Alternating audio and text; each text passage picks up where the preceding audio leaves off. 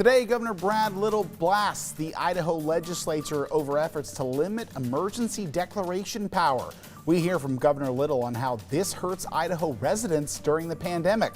And now the Idaho Senate GOP is also responding.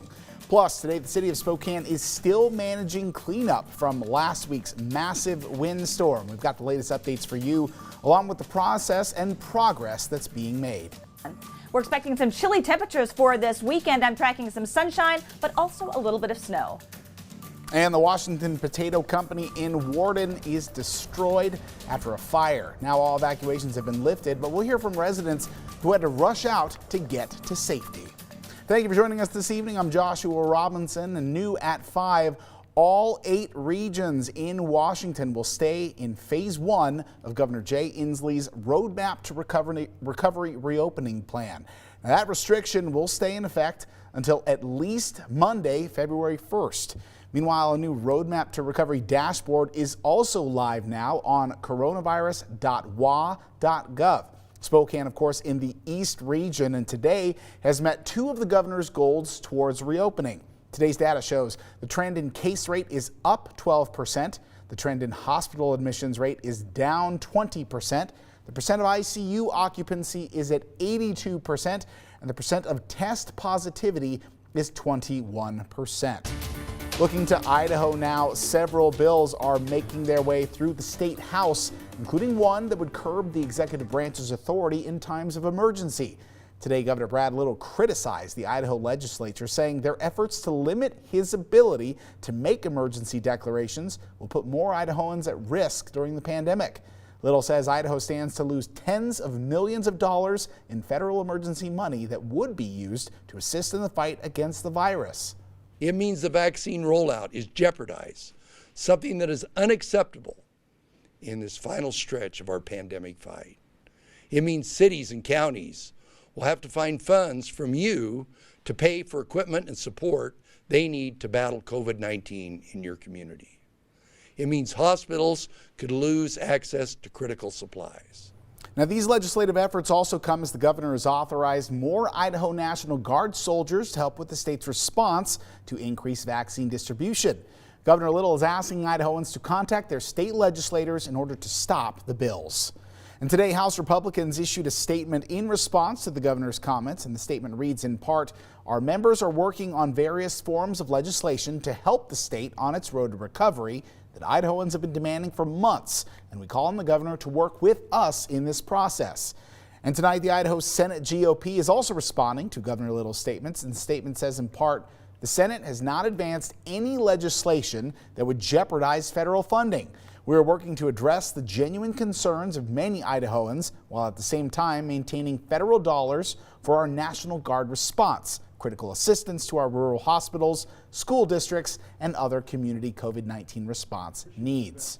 Meanwhile, in Washington, Governor Jay Inslee and his wife Trudy received their first dose of the COVID vaccine today. They got their vaccine at an assisted living facility in Olympia. The governor and his wife are eligible now under phase 1B of the state's vaccine rollout. On Monday, the age threshold was lowered from 70 to 65, and Inslee is 69. The governor said he could not be more thrilled after getting the vaccine. The Washington State Department of Health announced yesterday that all Washington nursing home residents who have opted in have now received their first dose. Meanwhile, the mass vaccination site at the Spokane Arena is expected to be up and running next Wednesday. Right now, organizers are waiting for the vaccine to arrive, and the opening date is dependent on when it arrives. Chaz Health leaders tell us they anticipate receiving the Pfizer vaccine, and once it's open, it will be an indoor operation by appointment only. As for how to schedule those appointments, that's still in the works. Spokane Regional Health District is also working on the operation, as is the Washington National Guard.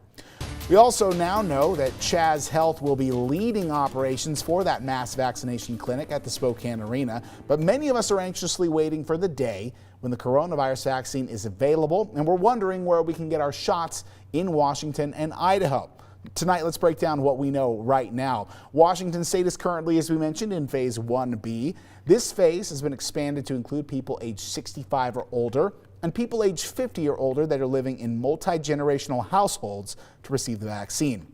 A second priority group, or Tier 2, is expected to gain access to the vaccine next month. Tier 2 includes high-risk critical workers age 50 or older, and Tier 3 includes people between the ages of 16 and 70 who have 2 or more underlying health conditions. They will be eligible in March. Then Tier 4 includes high-risk critical workers who are under age 50, as well as staff and volunteers of all ages who work in living facilities, and that is expected to open up sometime in April. After that, phases 2 through 4 are expected to extend from May through December. Across state line, here's when you'll be able to get the vaccine in Idaho. Right now, Group 1 includes healthcare workers and employees at living facilities who are eligible to get the vaccine. The next phase will shift to teachers, grocery workers, and first responders, and that group is expected to receive the vaccine through January 31st, followed by people 65 and older who will receive their shots at sometime between February 1st and the 15th. Group 3 will include people between the ages of 16 and 64 with medical conditions. They'll be eligible to get their shots in April. And the final group will be the general public. That's expected to open up in May. And if you would like a list of the COVID-19 vaccine locations as well as where to sign up online, all you have to do is text the word vaccine to 509-448-2000 and we'll get you the latest information. The deadly windstorm from January 13th left 2 people dead as it devastated Spokane and left widespread damage across the inland Northwest. And the cleanup process is far from over. Our Morgan Trow joins us live this evening with the latest on how that cleanup process is going and how much destruction the city has left to clean. Morgan? Joshua, it's much easier to clean up tree branches than it is a full ponderosa pine, which is why the city is still calculating the amount of damage they have yet to clean up. The city finished their cleanup of trees and branches in public rights-of-way 4 days after the deadly storm. But the tons of tree debris on residential properties just keep adding up. Just at waste energy alone, 350 tons or so of tree material. Those 350 tons are just from residents bringing in their homes' tree debris, and it makes up only a portion of the tree damage in the city.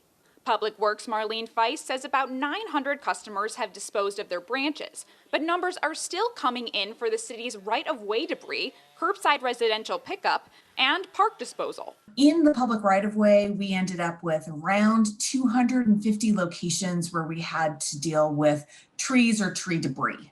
100 dump truckloads of tree debris being moved out of city neighborhoods on a daily basis for a couple days. Since the process is ongoing, there is no definite numbers to how much more destruction needs to be taken care of.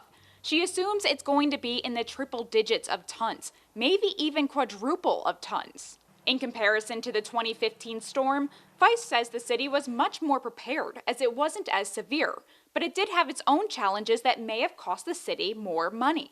Because in the pandemic, we did have more limitations on how we could, provide assistance. We did bring extra crews on, so it wasn't just the street department. They brought in more people and held numerous free drop-offs and pickups that normally would cost money.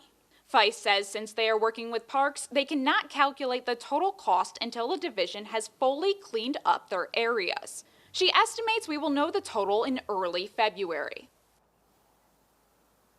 You are still able to freely dispose of your tree debris at the waste-to-energy plant until the end of the month.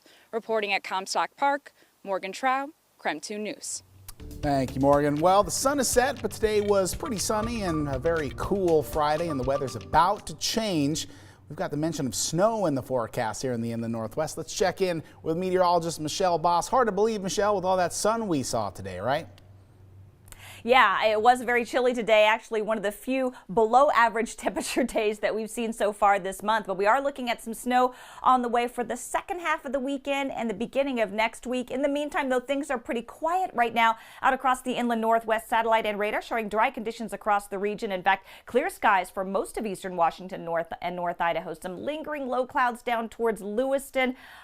We may see some clearing there tomorrow, but we'll also likely see some development of some fog tonight creeping northward forward into Spokane during the overnight and early morning hours. 31 degrees right now, so we've now fallen below freezing into the 20s in Sandpoint and Coeur d'Alene, just above freezing in Moses Lake, upper 30s for Othello and Lewiston. Here's a look at the next 12 hours. Temperatures quickly slipping down into the 20s this evening, and we could be down into the teens overnight, so that would be the coldest temperature we've seen so far this year. It's going to be a chilly but sunny day on Saturday with a high of 31. Cloudy skies for Sunday, snow moving in late in the afternoon and evening, but only looking at an inch, maybe two. That will be coming in, though, just before the Monday morning commute, and temperatures are expected to be well below freezing Monday morning, so could see some slick roads. 26 to start your Monday morning and a high of 33 Monday afternoon.